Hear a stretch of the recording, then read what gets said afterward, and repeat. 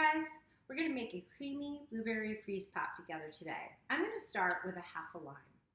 What I'm going to do is I'm going to put it into a citrus extractor, but you can squeeze it with your hands if you prefer.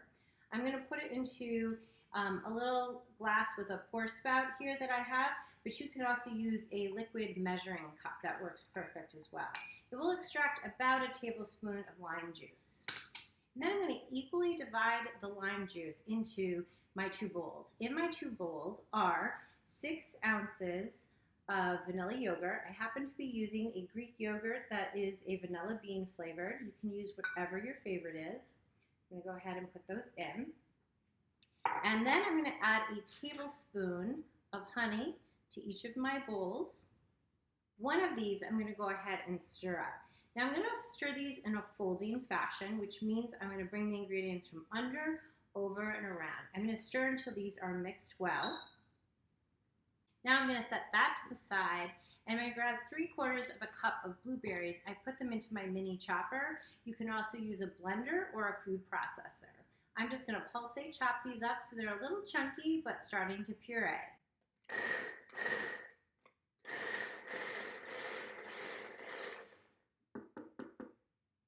All right, that was quick and easy.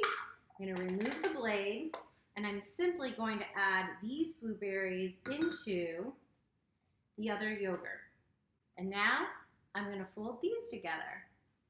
All right, guys, and now we're going to build our popsicles. It's that easy. I'm going to start with just the vanilla bean one where we added the honey and the lime juice, and I'm going to equally divide that into 4 of the paper coated cups. They're the 7-ounce size that you can find right at your Price Chopper Market 32 stores. If you have the freeze pop molds, you could use those too. Next, I'm going to take the fresh blueberries that we had set to the side, about 3/4 of a cup, and I'm going to equally distribute these into the cups for the middle layer of our creamy blueberry freeze pops. And finally, we're going to add that beautiful creamy blueberry yogurt we just made as the final layer to our freeze pop. After we're all done, we're simply going to add one of the wooden craft sticks to the center of each cup for our freeze pops later. Then we're going to pop them in the freezer and let them set overnight. And now that they're all frozen, all you do is take a pair of scissors and peel away the coating so that you can have your freeze pops. How beautiful are these? Cheers to summer.